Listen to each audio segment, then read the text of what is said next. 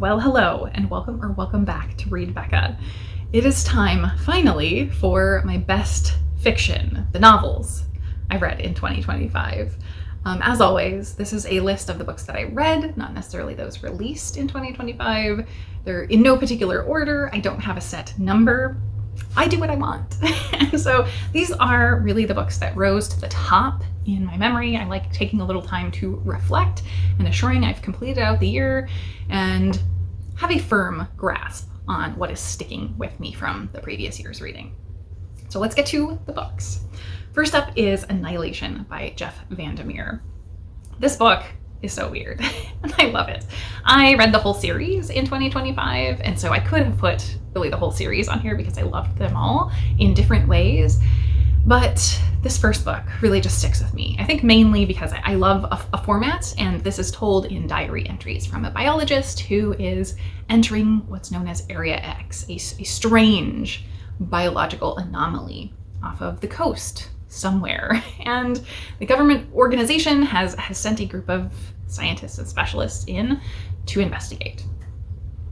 And you are in this very limited perspective because you're getting just what the biologist wants to write down in journals. So you're in a limited perspective, and it's such a strange situation and you don't know what to think. She doesn't know what to think.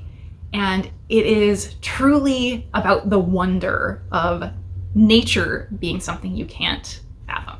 And I love that. It's great science fiction. It's really compelling. It's super weird. The next one is Tooth and Claw by Jo Walton.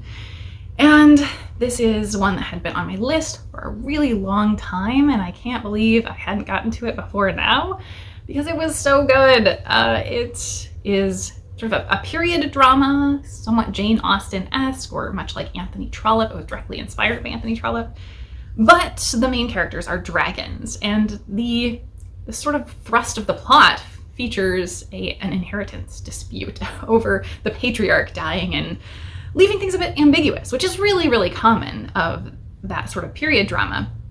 But in this case, that inheritance drama involves the body. It involves the ability to eat portions of his body, because that's how they sort of gain strength.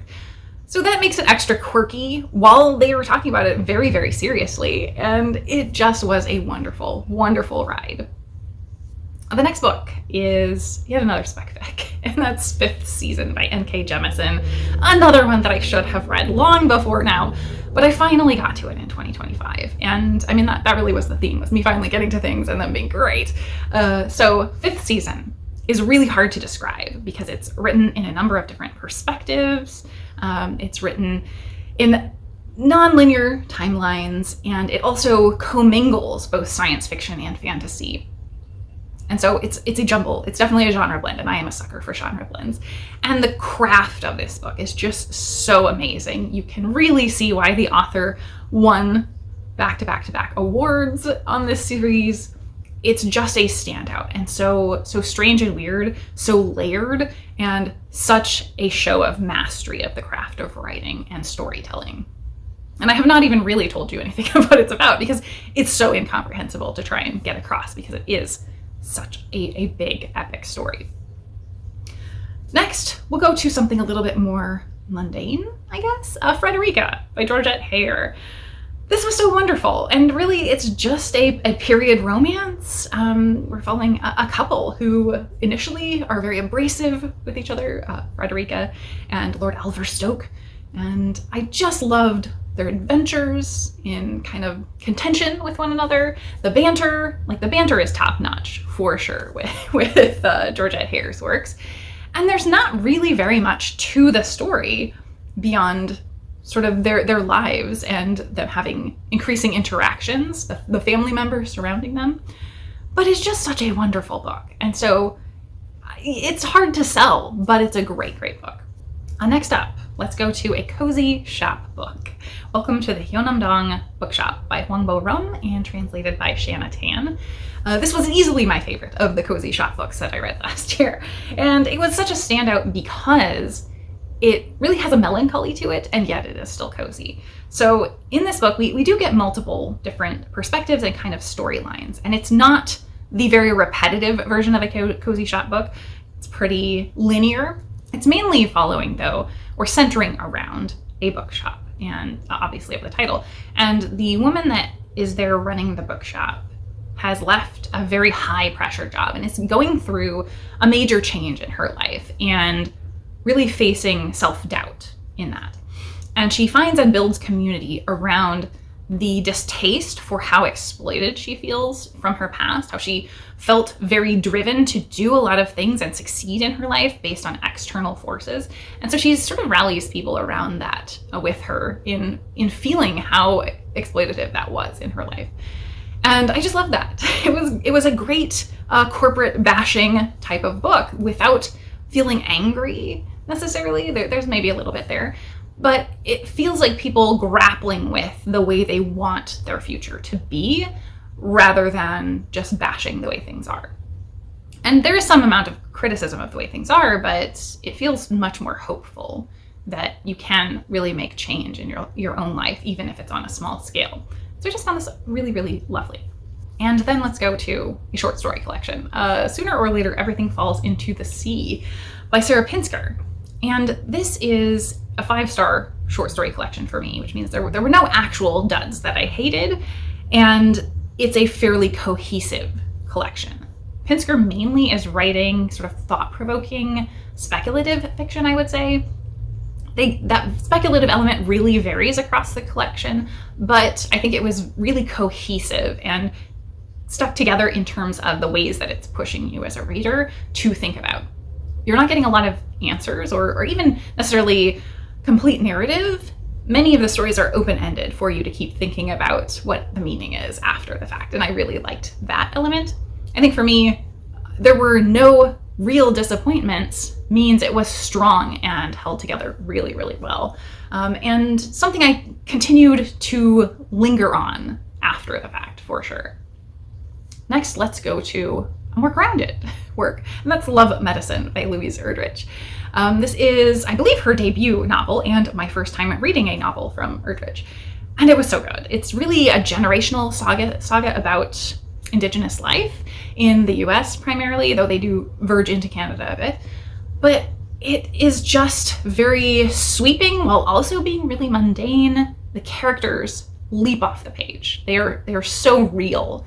And you're getting multiple families across a couple of generations and their interconnections and the way they twine together. And the emotions are really, really present there. And so, yeah, I just got so swept up in this. It was a wonderful, wonderful book, and definitely not the last of my Erdrich reading. I will be continuing on with more of those books. The next one was kind of a return to a favorite, though not a reread, and that's The Willows in Winter by William Horwood.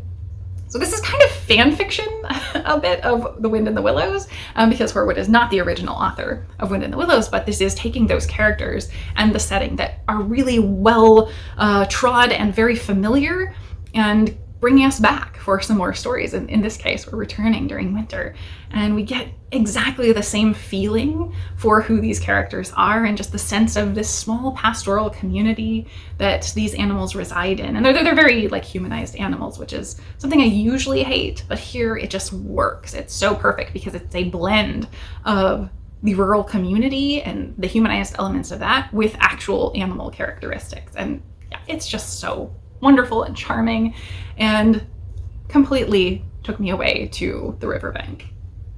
An oddity is up for the next one, and that's Misery by Stephen King. Did I think that Stephen King would be on my best of list? No, but he does write the occasional really great book, and Misery is one of them. I would put it pretty much right up there with The Shining, I think, though I need to return to that one and see, because it has been a long time since I've read The Shining. But Misery, wow. This is a compelling book. It's horrifying and isolating and very, very oppressive feeling. This is the story of a writer who gets sort of injured in a car accident and is picked up by his biggest fan. And they're snowed into her cabin for the winter. And increasingly things become unhinged. There is some really graphic stuff, but not that much, really.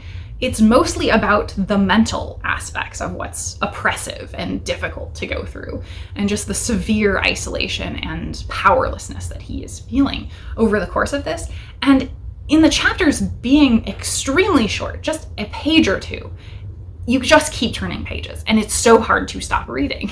So Stephen King really delivered. Again, this is a craft perspective work that just stands out.